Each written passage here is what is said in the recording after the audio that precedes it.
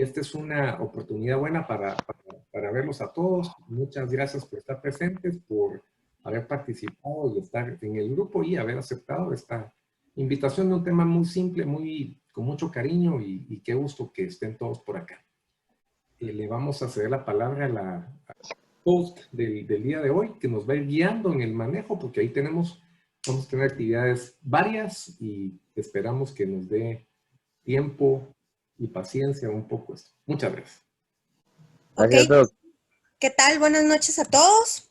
Bienvenidos al evento, ¿verdad? Vamos a empezar de acuerdo a la agenda que tenemos contemplada. Bueno, pues como ya lo mencionaban, ¿verdad? El evento es por el 5º aniversario de Punto de Encuentro Numismático de Guatemala, ¿verdad?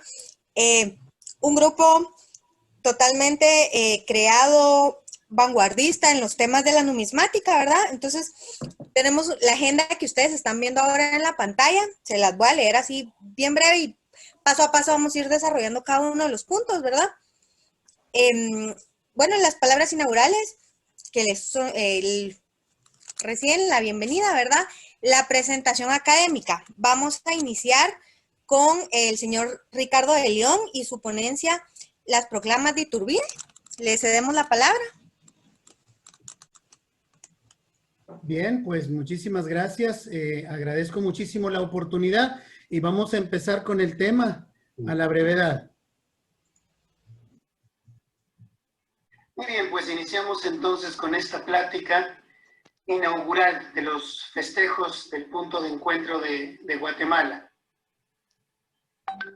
En esta ocasión vamos a estar hablando precisamente de las medallas que se hicieron en honor a Iturbide en Guatemala durante el periodo de 1822. ¿Cómo es que esto sucedió? ¿De qué manera es que esto nos llega a nuestros días?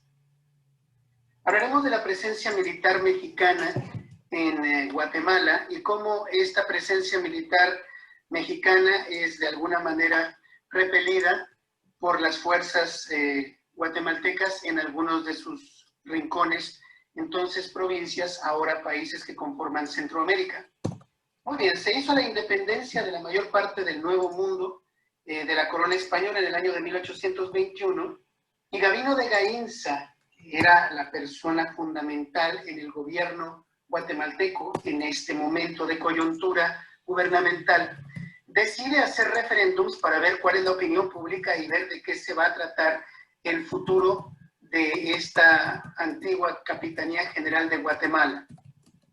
Empiezan a hablarse de estas opiniones y mientras esto sucede, se acuña esta hermosísima medalla que en mi opinión es la más hermosa que hemos hecho en el continente porque demuestra precisamente el espíritu de separación del poder europeo de las nacientes provincias americanas, excolonias del gobierno español, o extranjeros del gobierno español.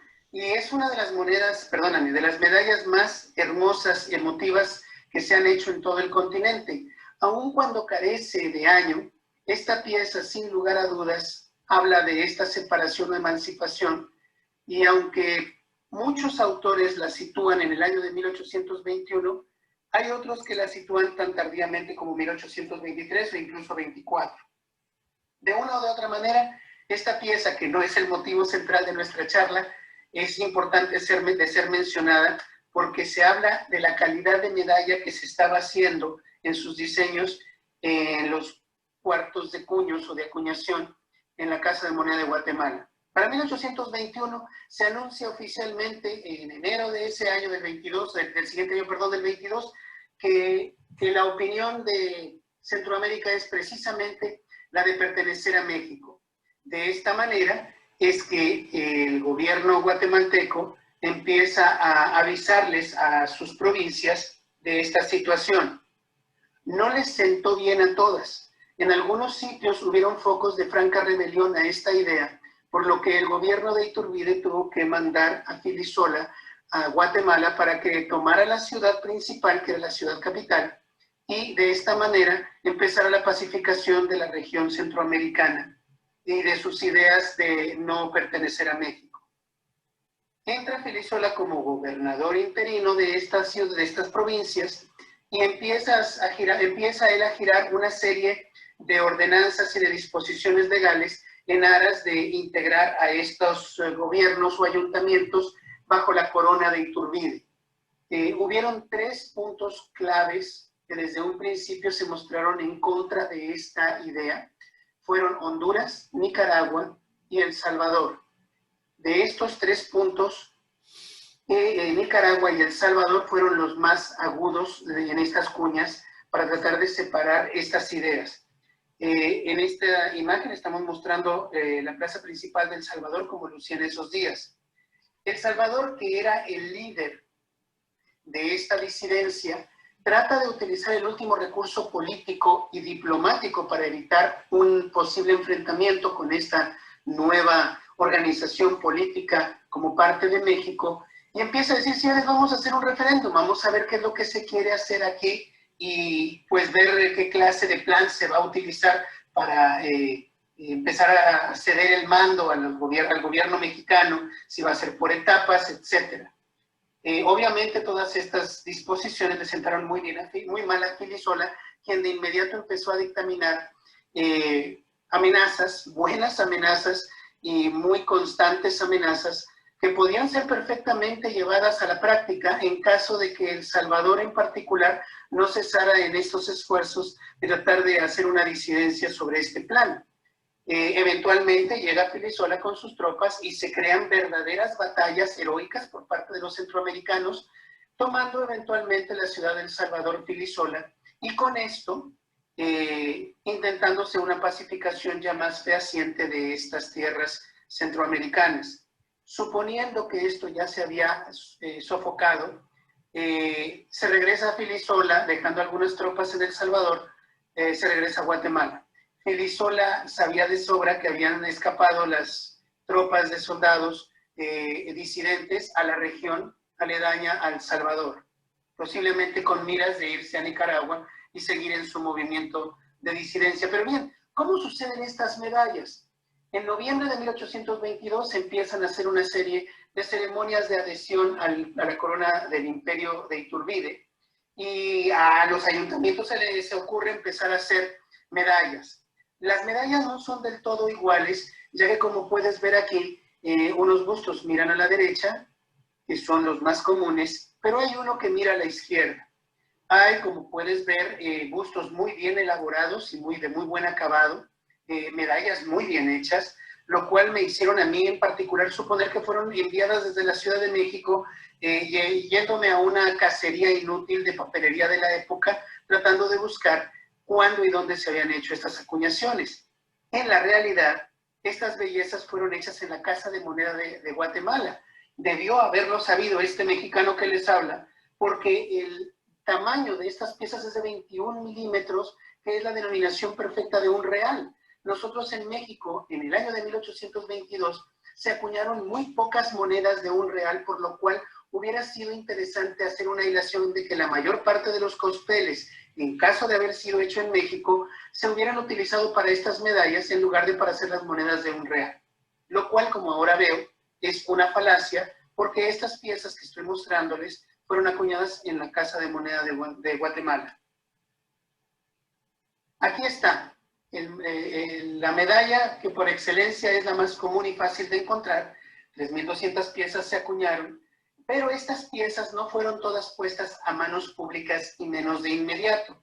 En estas ceremonias que se empezaron a hacer, se arrojaron 2.720 piezas al público, no todas en una sola ceremonia, sino en los diferentes lugares que se empezaron a hacer este tipo de celebraciones de adhesión al Imperio Mexicano. Estas piezas que llegaron al público, estas 2.720 piezas, son las que conocemos, que están gastadas, agujeradas y que fueron muy circuladas porque por llevar el contenido y la denominación, el diámetro, perdón, de la denominación de un real, pues fueron pasadas en el comercio por un real porque se carecía de moneda menuda, como se llamaba entonces, a la moneda fraccionaria de 8 reales. Se hicieron de diferentes épocas, quedando las últimas 480 piezas para ser entregadas a diferentes personalidades, Y estas piezas que no vieron la luz pública son las que tienen mayor oportunidad de haberse conservado sin circular.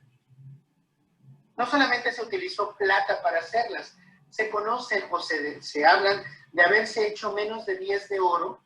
Estas 10 de oro, seguro que una de ellas llegó a las manos de Gainza, la otra a alguno de los gobernadores de las provincias, y una de ellas con seguridad llegó hasta manos de Iturbide. Hoy por hoy solamente logré ubicar una de ellas en una de las subastas recientes y se fue por más de $10,000. Bien, esta pieza es de Quetzaltenango. Como te puedes dar cuenta, estas piezas no solamente se hicieron por parte del gobierno central de Guatemala, sino que algunos otros ayuntamientos también fueron a contratar a la Casa de Moneda de Guatemala para que hiciera estas medallas. Son del todo similares a las de la ciudad de Guatemala. Sin embargo, la leyenda y el escudo oval hablan precisamente de que fueron hechas por orden del gobierno de Quetzaltenango. Fíjate bien, el tiraje, se hicieron apenas 800 piezas en plata. Es un tiraje mucho menor y esto habla de por qué hoy por hoy son piezas bastante escasas. Pero no son las raras de la serie, ¿no? Las raras de la serie son las de Nicaragua.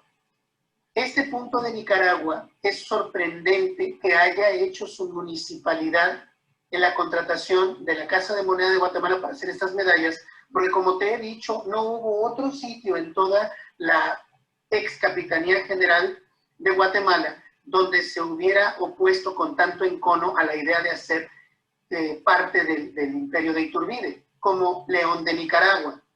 Estas piezas yo supongo que se hicieron en una cantidad muy ínfima, o suponiendo y soñando que se hicieran las 800 piezas que hizo Quetzaltenango, precisamente por llevar la efigie de Iturbide y hablar de un gobierno mexicano, pues la mayoría de ellas fueron destruidas a la brevedad.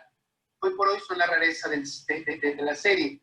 Sin embargo, otras de la serie que no he mencionado y la dejé al último, por una razón en particular, que fueron las de las Chiapas, son las más abundantes junto con las de la ciudad de Guatemala. Estas piezas de Chiapas se acuñaron en 2 ocasiones porque la ceremonia se hizo en 2 veces. Una al inicio en septiembre de 1821, pero la otra de 1822 fue cuando se llevó el grueso de estas piezas y fueron distribuidas.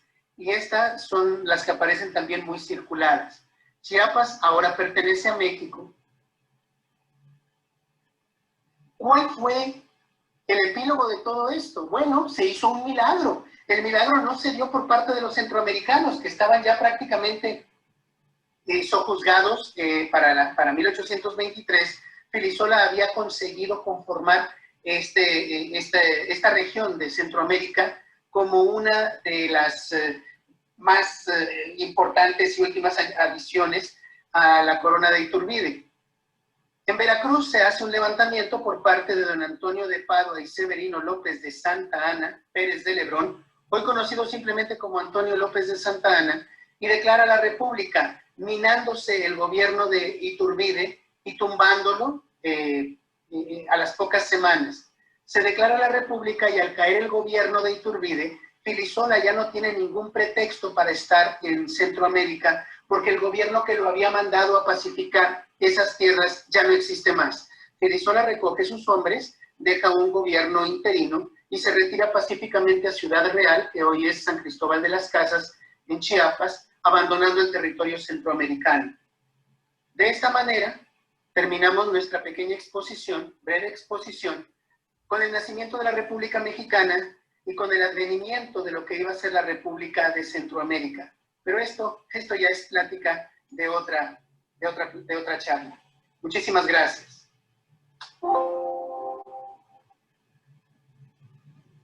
Muchísimas gracias, Ricardo. Muy interesante tu ponencia. Gracias de verdad por ser un gran miembro, por haber estado en Guatemala ya en 2 oportunidades dando tus conocimientos. Pasamos a la siguiente, nos toca la segunda presentación, cuyo nombre es el tipo y clasificación de pruebas en monedas, que será presentada por el arquitecto Brian Castro de Guatemala. Brian, muchas gracias. Adelante. Buen día, mi nombre es Brian Castro, fundador de la página Numis Guatemala y miembro del Punto de Encuentro Numismático de Guatemala desde su fundación en 2015. Hoy les vengo a exponer brevemente sobre un tema muy interesante. Su título es Tipo y clasificación de pruebas en monedas. Sin más que agregar, comencemos. ¿Qué es una prueba en una moneda?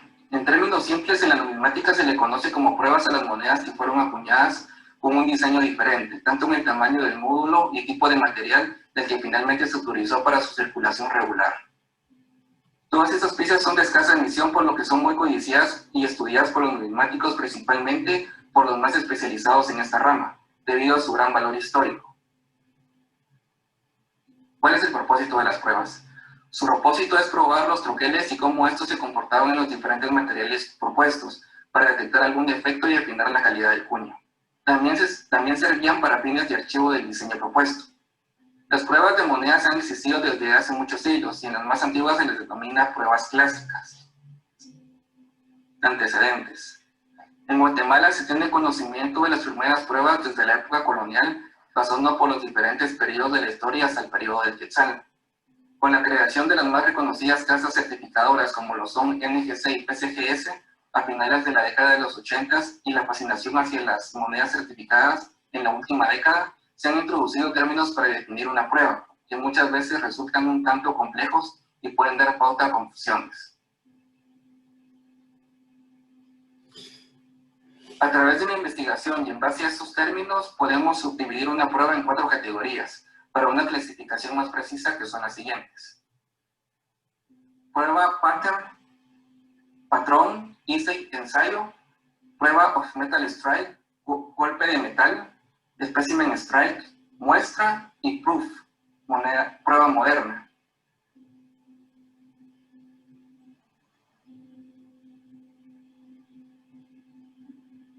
Ejemplos de tipos de monedas y pruebas de Guatemala. Un patrón, prueba de acuñación experimental del modelo de una moneda a partir de troqueles oficiales, producida para mostrar un nuevo diseño, tanto en tamaño, composición o tecnología propuestos. Puede ser aprobado o no. En este ejemplo tenemos una pieza, es un patrón de un diseño no aprobado de una moneda de 50 centavos, módulo pequeño, acuñada en bronce en el año 1983, que perteneció a la colección de Richard Stuart. Esta moneda tiene un diseño muy similar a la autorizada en el año 1962 y 63, que fue acuñada en plata. En este otro ejemplo tenemos una prueba essay o un ensayo del diseño no aprobado de 2 centavos de la Unión Centroamericana, acuñada en bronce en el año 1889, que es colección de Numis Guatemala. En esta parte podemos ver una ampliación de la palabra ensayo y en otros especímenes dice essay.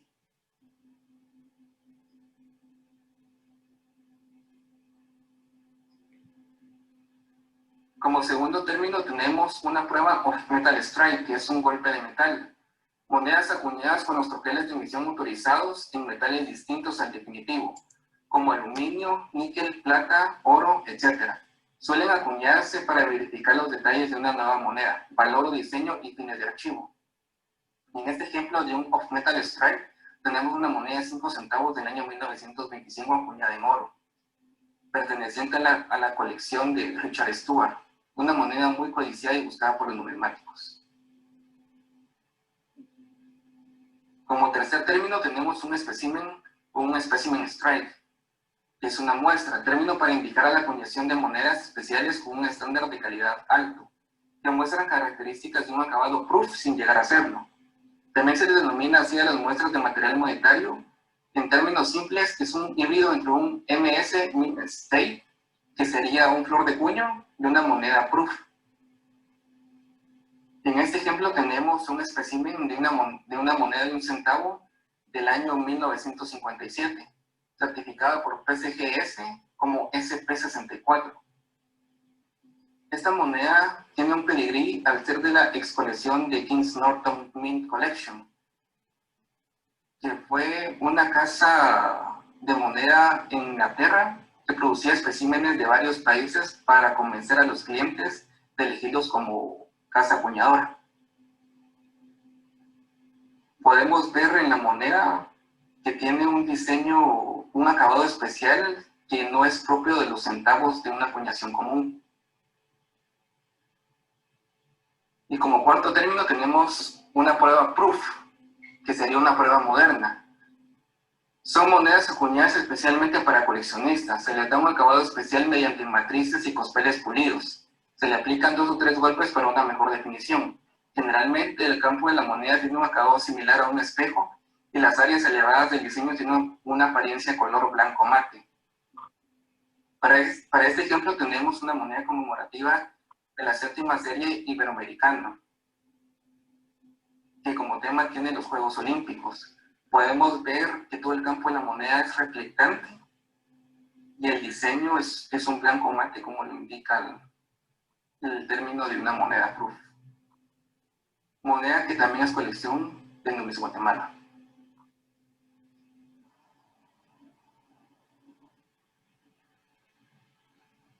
Existen unos términos similares que utilizan las casas certificadoras, que son los siguientes: Prooflight y Proof, que son monedas de circulación normal que fueron muy bien conservadas y tienen una apariencia especial por ser el producto de las primeras acuñaciones de un puño completamente nuevo. Para su clasificación hay términos que pueden confundirse con una prueba, debido a sus características similares. Esos términos son los siguientes: Prooflight, término para designar una moneda de circulación que tiende las superficies tanto del campo como el relieve totalmente brillantes. Para este ejemplo tenemos una moneda de un cuarto de real del año 1844, certificada por NGC, que llega a un Prooflight PL. Y esto es debido a la calidad y la reflectividad del campo y del relieve de la moneda, que está en una conservación impresionante para la fecha en que fue acuñada. Y el otro término que se confunde mucho es el PR, que es un término para designar a una moneda de circulación que tiene las características de un acabado proof en su campo. Como expliqué en la diapositiva anterior, que esto se da porque fueron acuñadas con los troqueles nuevos, son las primeras acuñaciones, y les da esta característica de un acabado espejo en el campo. Como en este ejemplo tenemos a una moneda de 1929 certificada por PCGS como PR65BM, también perteneciente a la colección de Numis Guatemala.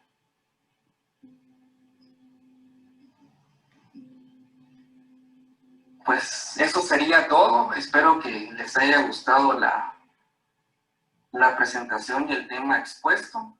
Aquí tenemos un poco de la bibliografía: Cultura e Historia Numismática de Guatemala, segunda edición, serie de joyas numismáticas de Guatemala del jade al polímero, una colección propia, las fotografías sin investigación pertenecientes a Numis Guatemala, Heritage, GNC, PCGS, y pues no me queda más que decirles gracias por su atención.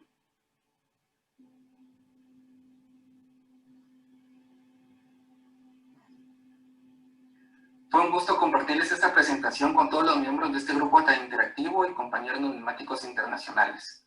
Un agradecimiento a la administración, en especial a un buen amigo, Álvaro Cordón, por la invitación a esta ponencia. Un abrazo a toda esta gran familia de numismáticos, amigos y colegas nacionales e internacionales. Espero les sea de ayuda esta información y cualquier duda estoy siempre a la orden. Saludos a todos desde Guatemala.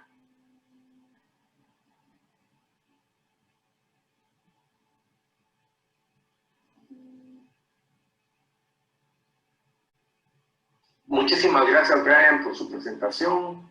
Muy interesante, conceptos muy claros y que ayudan mucho para los que no somos doctos en esa materia. Como tercer tema del académico del día de hoy tenemos las fichas de finca de Guatemala, presentada por el licenciado Manfred Morales Osterberg de Guatemala. Adelante, Manfred.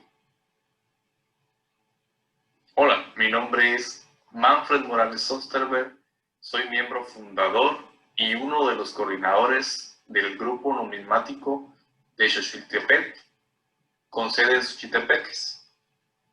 El día de hoy, por medio de esta breve cápsula, quiero compartirles un tema de mi interés particular que ha sido motivo de coleccionismo y de estudio los últimos años: fichas de finca de Guatemala.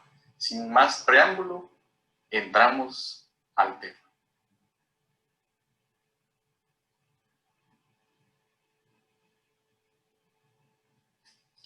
Fichas de finca de Guatemala.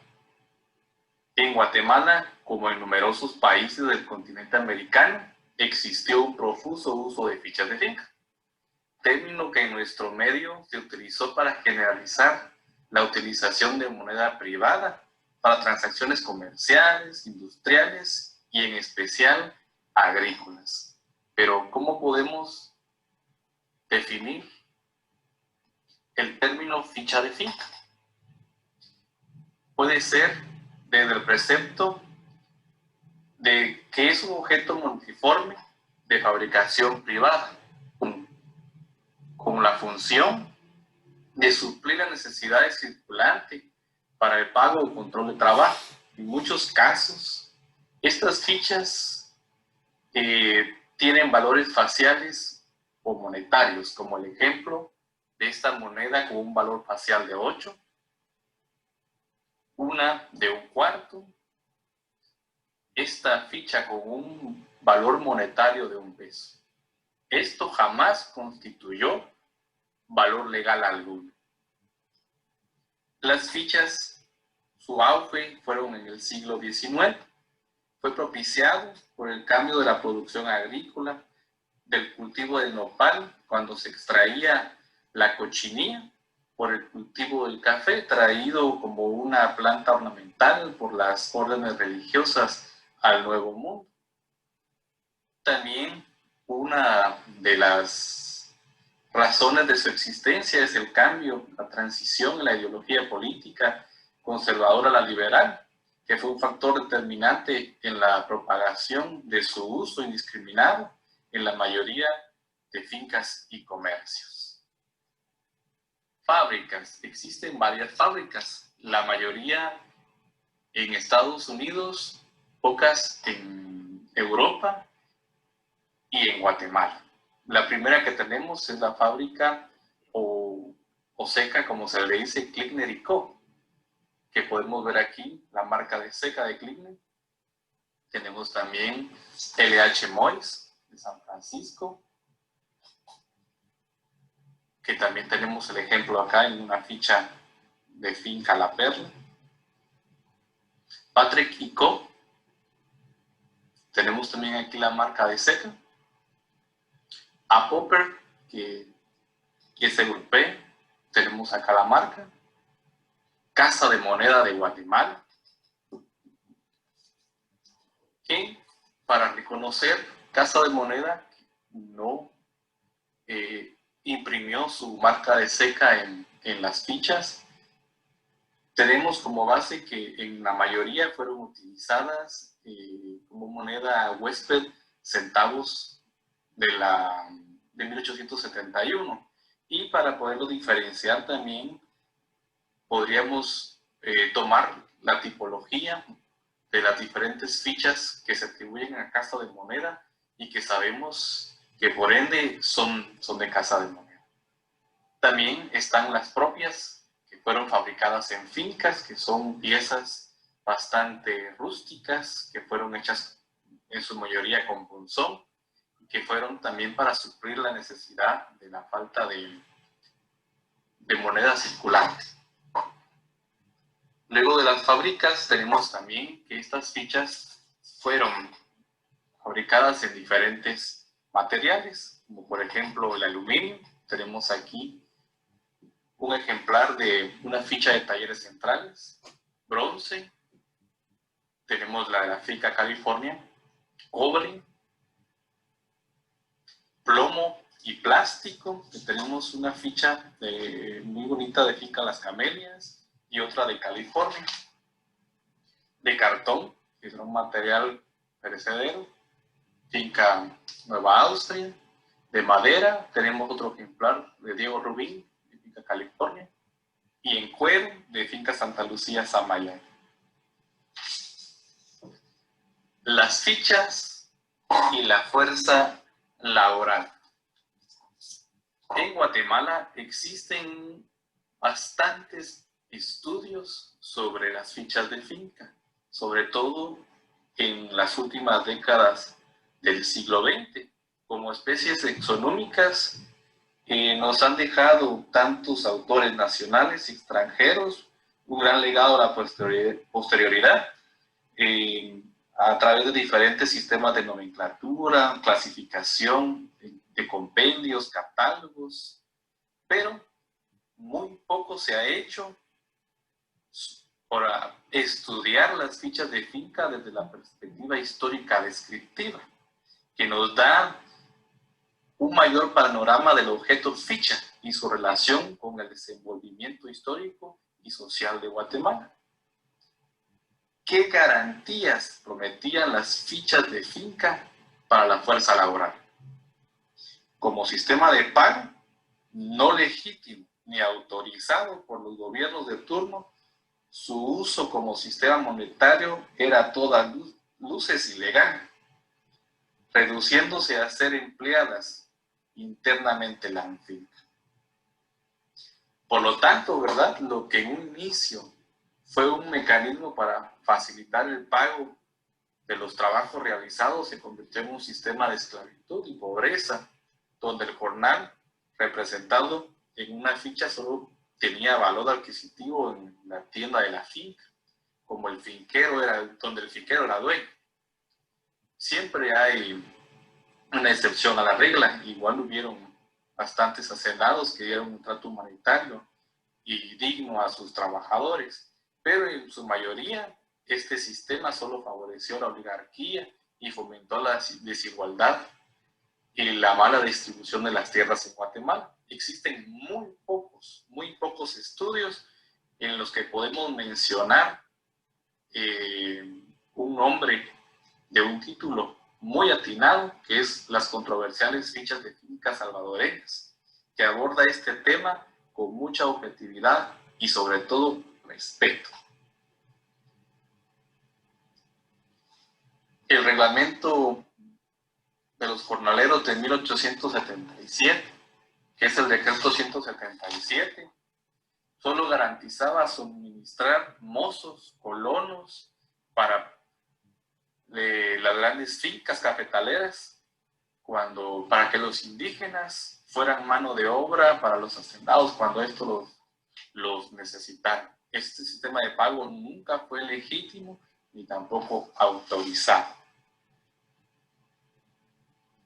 El ocaso de estas fichas se dieron con la reforma monetaria, la primera reforma monetaria del siglo XX, la de 1924, cuando en 1923 se intentó dar una corrección al desorden monetario al introducir en el cono monetario la moneda fraccional. Con ese propósito se dice en esta ley que se hizo para evitar la dificultad y las anomalías que sin respaldo ni garantía alguna dan circulación a avales y fichas expedidos por particulares. A pesar de que fue amonestado en la reforma de 1924, su uso siguió latente en las fincas hasta bien entrado el siglo XX, hasta que la reforma monetaria del 45 ya se penalizó el uso de las mismas, diciendo que se llevaría al Código Penal a quienes circulen dichos instrumentos. Estas fichas de finca que les presento de último son de Finca Chocolá, Finca Sasís y Finca Oná. Esta es una breve cápsula, muy breve, sobre lo que es el universo de finca, que abarca aproximadamente 7,000 fichas conocidas y que, pues, si lo tomamos desde el punto histórico descriptivo, nos narran la historia económica de Guatemala, pero también una historia de mucho sufrimiento del colono, del jornalero.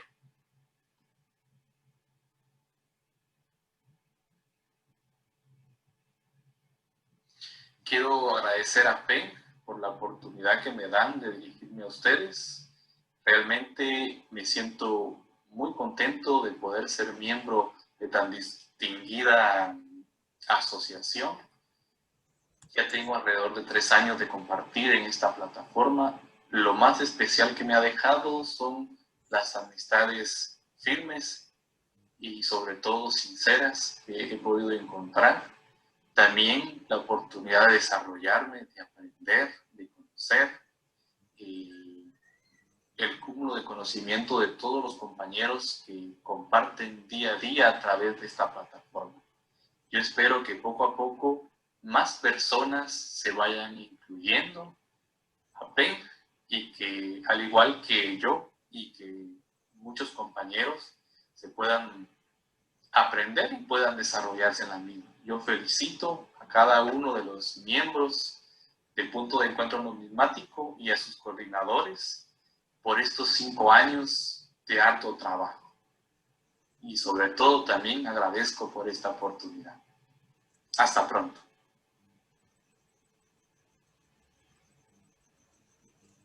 Estimado Manfred, muchas gracias. Muy interesantes los conceptos, en especial la actualización en temas de legislación y de criterios. Gracias de verdad, Manfred, muy amable.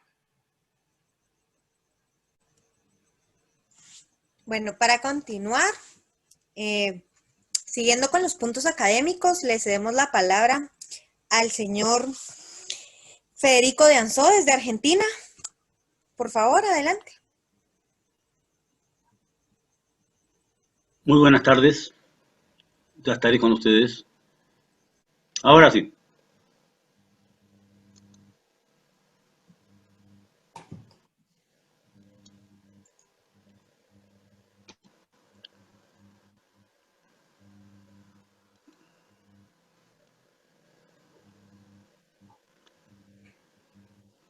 Bien.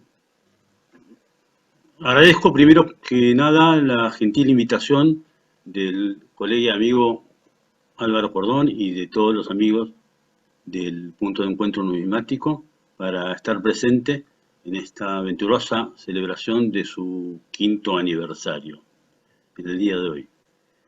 Mi presentación será más que breve, toda vez que pocos días atrás, un par de semanas quizás, tuve la fortuna y la dicha de estar con ustedes en una presentación referida a los dineros primitivos y en el cual hicimos referencia incluso a algunos de los que se utilizaron en la época precolonial en Guatemala, en Centroamérica y en México, inclusive en el resto de América. Y en esta oportunidad hicimos un largo detalle de todas estas piezas. Y hoy nos quedaba la posibilidad y la oportunidad de tener que seleccionar alguna de ellas para hacer alguna mención de privilegio, llamémosle así, sobre estos dineros primitivos circulantes en Guatemala puntualmente y en Centroamérica. Y entonces de ellos, y habida cuenta de esta cercanía con nuestra presentación, tomamos en cuenta la opción de poder elegir entre varios de los que habíamos mostrado en su momento. Y en este caso nos tocó tener que referirnos al cacao, al sagrado cacao y a sus semillas o almendras, que fueron valiosísimas en la época prehispana e inclusive durante siglos, durante la época colonial también. Y por qué no mencionar también a la sal, que como en otras regiones y en todos los continentes fue un motivo de intercambio y de utilización dineraria. Tanto como los productos provenientes de las hermosas cuencas de Spondylus, esta concha marina, que permitía fabricar unas hermosas piezas de todo tipo, incluyendo collares y pulseras de muy bonito diseño y muy hermosas, y que eran con un interesante valor de uso dinerario. Y los tejidos y demás que también fueron utilizados como circulante y materia de intercambio dinerario en toda la época pre- y post-colonial. ¿por qué no hablar también del jade, de las maravillosas piezas de jade que con un valor superior inclusive al del oro en su época y en su momento, y que tenían esa circulación en toda Centroamérica, las culturas precolombinas de los pueblos originarios, y que también tenían ese uso y ese semejante importante valor en el lejano oriente, en épocas muy anteriores inclusive. Y por fin teníamos otra opción de señalar a las plumas del maravilloso Quetzal, que también tuvieron un importante uso simbólico y dinerario en esta época a la que hacemos referencia. Entonces, en este intríngulis de tener que señalar y elegir una de ellas como la más significativa, tuvimos que meditar y, bueno, nos enamoran y nos gustaron todas y las expusimos hace unos pocos días dentro del contexto de todos los dineros primitivos que circularon en diversas regiones y civilizaciones del mundo antiguo. Pero en la oportunidad que hoy nos toca de homenajear a Guatemala, a nuestra hermana República de Guatemala, y al punto de encuentro numismático en particular, tuvimos que tomar la opción de elegir una de ellas. Y en ese sentido nos fuimos hacia atrás a revisar el importante uso simbólico y ornamental que tuvieron estas plumas del Quetzal, tanto en los funcionarios de la nobleza de aquellos pueblos originarios, como en las deidades que también homenajeaban a este hermoso y bellísimo pájaro que es el Quetzal, que tiene una belleza sin igual, que es una especie en peligro de extinción y que, oh casualidad, justamente el 5 de septiembre pasado, fecha de nuestra presentación, se celebraba en Guatemala el Día del Quetzal, como que es su ave nacional y es reverenciada en ese homenaje al que nos sumamos por la belleza indudable y porque perdure por muchos siglos más y sea conservado como se merece. Entonces, en ese sentido, hicimos esta elección de aquellas piezas o instrumentos dinerarios que circulaban en la época pre- y postcolonial en Guatemala y en Centroamérica, y elegimos estas plumas del Quetzal, que además tienen como complemento y como condimento, para ir dando una conclusión muy rápida a esto, es que el Quetzal, como tal, figura en el emblema, en la enseña nacional, en la bandera de Guatemala, en su escudo nacional, así como en su unidad monetaria, tanto en las monedas como en los billetes de papel moneda, que justa y casualmente llevan la designación como unidad monetaria de el Quetzal, desde la reforma monetaria de 1924. Por lo tanto, este es mi homenaje al punto de encuentro numismático de Guatemala, a sus miembros, y de los cuales me siento orgulloso de estar cercano y pertenecer y poder seguir aprendiendo y colaborando en la divulgación de nuestra ciencia numismática. Así que muchísimas gracias por haberme invitado a participar en la anterior oportunidad y también en esta, y les envío un fuerte y cordial saludo desde Buenos Aires, República Argentina, con todo el afecto que nos une como miembros de esta gran América que nos tiene como patria común a todos nosotros. Muchísimas gracias.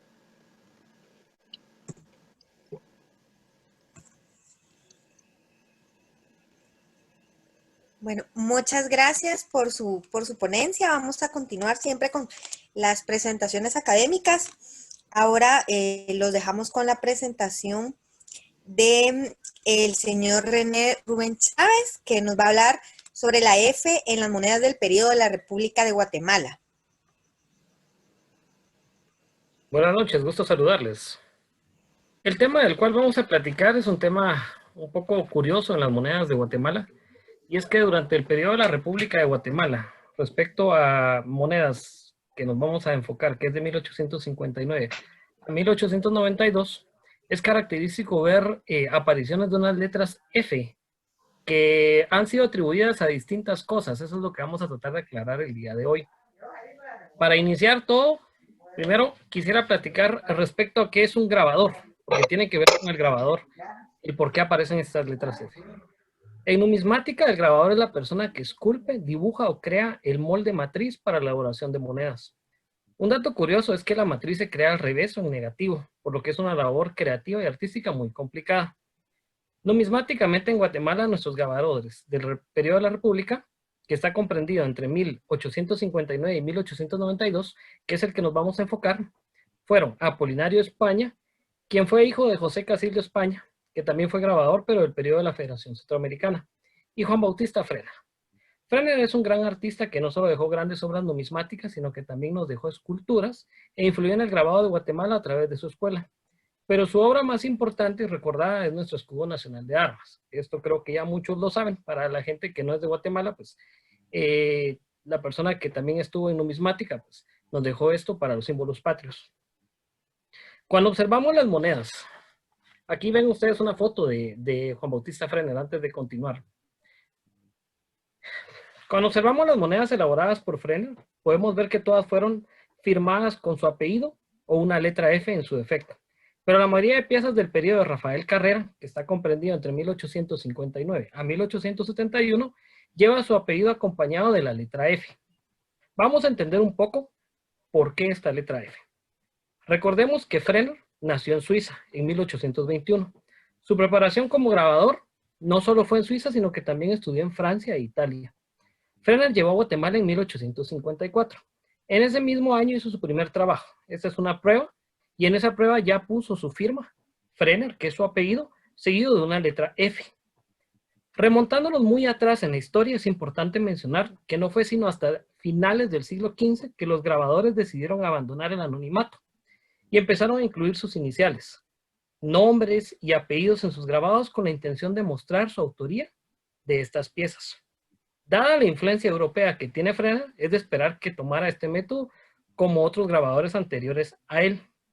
Que de referencia, tenemos aquí algunas piezas en las que vamos a ver que tiene la letra, sus apellidos, que son Frener. En algunas otras de repente vemos la J de Juan, ya traducido al español, la B de Bautista, pero siempre sigue apareciendo una letra F. Tenemos que algunos de los grabadores antiguamente acompañaban sus grabados no solo con su apellido o nombre, sino que también le colocaban alguna otra palabra. Estas abreviaturas o palabras iban casi siempre en latín y daban a entender que ellos fueron los que hicieron estas piezas. Justamente entonces ahí es donde toma sentido la letra F de Frener. Y es que Frener utilizó esta palabra refiriéndose a la palabra fecit. Fecit es una palabra en latín que también se puede abreviar como F, F punto, FE punto o FT. Voy a colocarles acá, ¿sí? Solo, perdón, exactamente. Por ahí recibí un par de comentarios que estaba parada la imagen, perdón. Muchas gracias. Ah, sí. Les coloco acá esta imagen, justamente de una pieza de Juan Bautista, en donde podemos ver acá, con el mouse, si se logra ver, tenemos la palabra Frener, que es el apellido de Juan Bautista, y luego logramos ver que al fondo hay una F. Esto es característico de la gran mayoría de piezas del periodo de la República comprendidas para Rafael Carrera. Les decía que Frener utilizó la palabra fecit, que es una palabra en latín, como les comentaba, que se puede abreviar de distintas maneras, y traducida al español, simple y sencillamente quiere decir, él lo hizo. O sea que nos está diciendo que esta persona fue la que elaboró esta pieza. Frener siempre utilizó la abreviatura de la F, pero hay una pieza curiosa, fíjense, durante todo el periodo que pues nos da a entender la razón de por qué la F. Ahorita vamos a correr aquí las imágenes. Vamos a poner una imagen muy característica. En este medio real, para los que tengan el medio real de 1879, tal vez lo pueden checar ahí. Es una de las variantes que tenemos en este medio real. Y es que si ustedes miran del lado izquierdo aparece Frenner, que es el nombre de él. Y luego del lado izquierdo tenemos algo que se logra divisar acá un poquito. Pero vamos a ampliar la imagen. Ampliada la imagen, vemos que acá está. Y es FECIT. Prácticamente aquí cobra sentido entonces el por qué la F que acompaña a la mayoría de las firmas de Frenner. Algo curioso es de que existe una moneda de este periodo que no hizo Frenner. Les hablaba de que dentro del periodo de la República tuvimos tanto a Frenner, pero al inicio tuvimos a Apolinario España. Apolinario les dije que era hijo de Casildo y él fue el que elaboró esta pieza. Una pieza bastante difícil para la numismática guatemalteca, una pieza que la emisión fue muy baja y tiene características muy especiales porque viene un poco más grande en el tamaño de lo que luego seguiría y también es un poco más delgada, parecería una laminita. Pero si ustedes se colocan y ven acá el grabador, que es un tema que tal vez ya se tocó con anterioridad, vemos que es España, refiriéndonos a Apolinario. Algunos erróneamente han nombrado a Apolinario como Apolinario España FECIT, pero el FECIT no es su apellido, sino que el FECIT es únicamente lo que nos hace referencia a que él hizo esta pieza. Podemos ver que Apolinario España recibió influencia de Frenner. De hecho, Frenner tomó, pues al final, Casa de Moneda y España trabajaba con él. Entonces aquí vemos la influencia que trajo. ¿Por qué es de Frenner la influencia y por qué Frenner, insisto, de mi lado, o creo que trajo? Es porque acá hay una de las pocas medallas o pocas piezas que tenemos firmada por el papá de Apolinario, que es José Casildo España. Esta pieza acá, que es una medalla, cuando nos acercamos a la parte de abajo vemos que dice por C. Esp, que es de Casildo España, pero en ningún momento él utilizó ninguna palabra en latín, como lo hizo Frenner con FECIT. Entonces aquí toma sentido la letra F que luego en adelante, desde 1859, seguiremos viendo y hasta 1892 aproximadamente, un poco antes, dejaremos de ver en las piezas de reales, medios reales, pesos y demás que tienen que ver con la República, no solo en plata, sino también en oro. Algo muy curioso es que hay algunas piezas como esta que tengo acá, que es de 2 reales, en la cual Frenner solo firmó con su apellido y no firmó ya con la F de FECIT. Acá tengo una tablita final en donde tengo algunas situaciones que se dieron ahí con la firma de Frenner, refiriéndonos a la F. Si vemos en los medios reales, hay algo pues ahí a destacar, y es que en los medios reales de 1867, 68, 69, no tenemos la firma de Frenner. En las piezas de 1 real, en 1865, existe una pieza que no tiene la firma de Frenner, pero que yo considero que más tiene que ver con desgaste de troquel, porque existen las 2 variantes, una con firma y una sin firma. Hablando ahora de las piezas de 2 reales, ahí es donde vemos entonces que la letra F desaparece. Desde el año 61 existe una variante que no la tiene y una que sí la tiene. De hecho, el diseño es diferente de cómo va colocada la firma. De ahí vemos que en el 62 hasta el 65 desaparece. Luego, en el 66, nuevamente volvemos a tener la letra F. Por último, los 4 reales, que en los 4 reales la letra F ya no se coloca en el 63, 65, 67 y 68. Aquí estamos hablando de piezas de plata. Sin embargo, la letra F sí está colocada en las piezas del 61 y 64 de oro. Entonces, este era un tema un poco, pues, al final curioso para mí, que pocos, tal vez los que ya llevan mucho más tiempo conocían, pero los que tal vez no llevan tanto tiempo conocían, nunca se había tocado en alguno de los temas que tratamos en Punto de Encuentro y quería compartirlos. Desde ya les agradezco por el tiempo que me han dado. Saludos a todos en Latinoamérica y felicidades Punto de Encuentro. Gracias por estos 5 años. Somos parte desde que inició esto y seguiremos acá. Gracias. Buenas noches.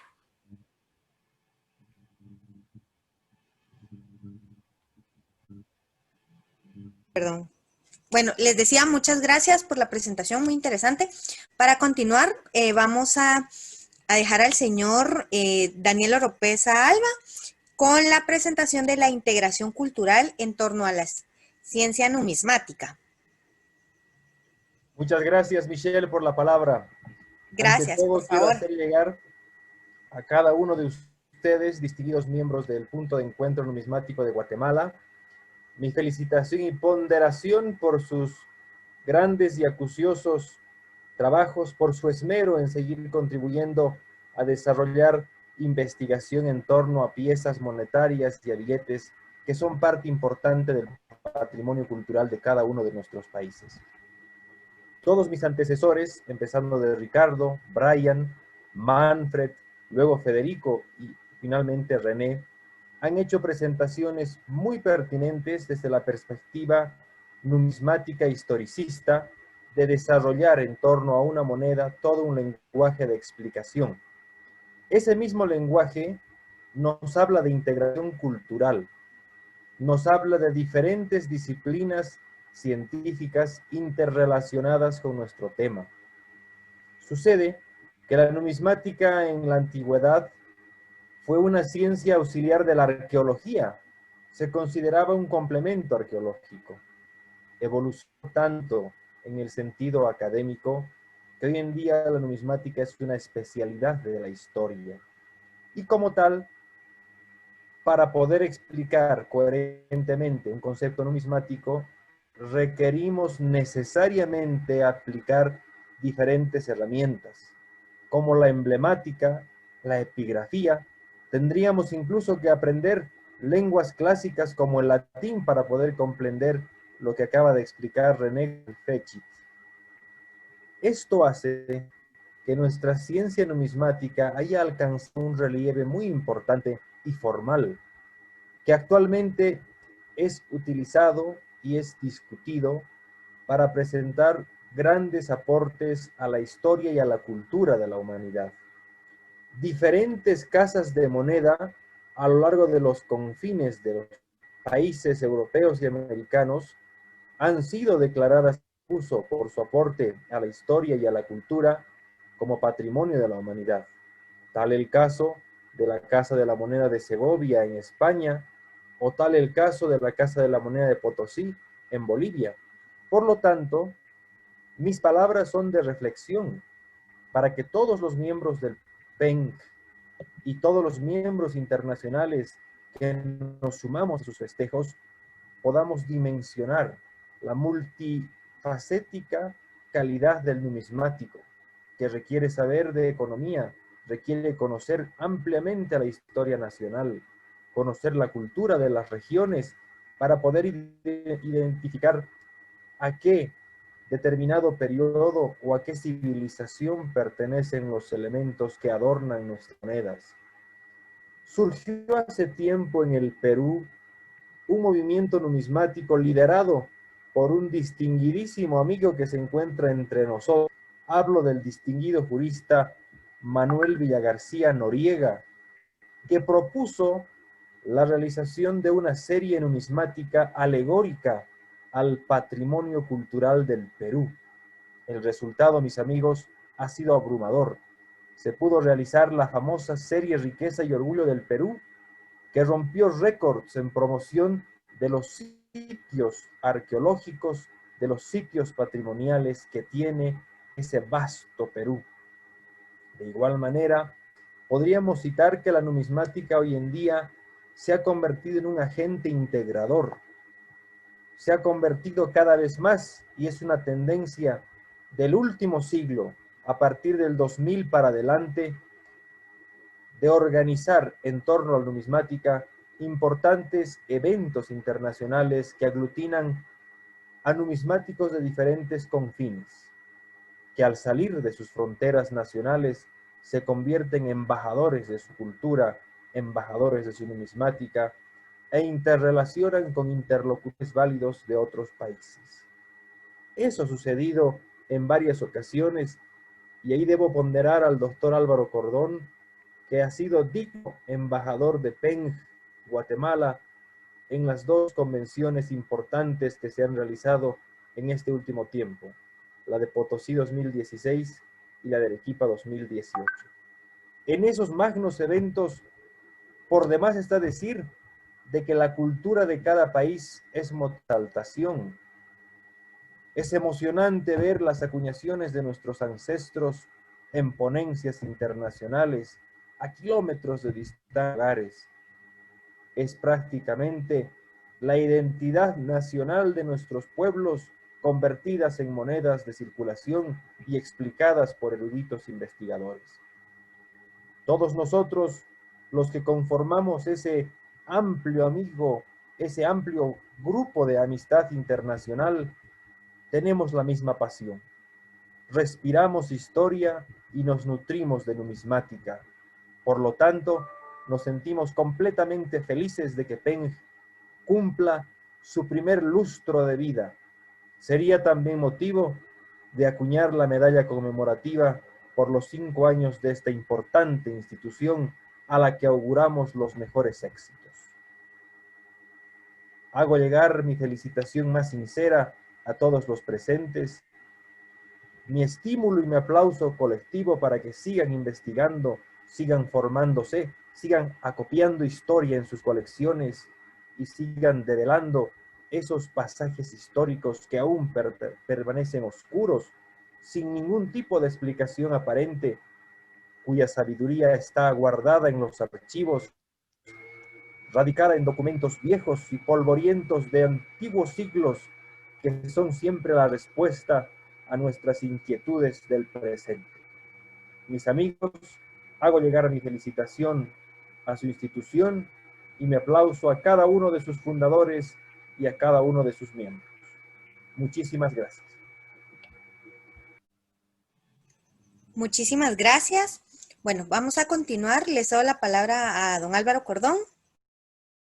Muy buenas noches a todos. Qué gusto agradecer realmente a los 6 ponentes, a cada uno de los que nos han presentado su momento de cultura, de tiempo, de agradecimiento. El agradecimiento del grupo, perdón, es enorme en cuanto a el esfuerzo que significa, pero el cariño, el compromiso que existe también de ellos hacia nosotros, como de nosotros hacia ellos, de coadyuvar también con la difusión del conocimiento y la difusión de la numismática, que creo que por ahí es el germen que da el origen a nuestro grupo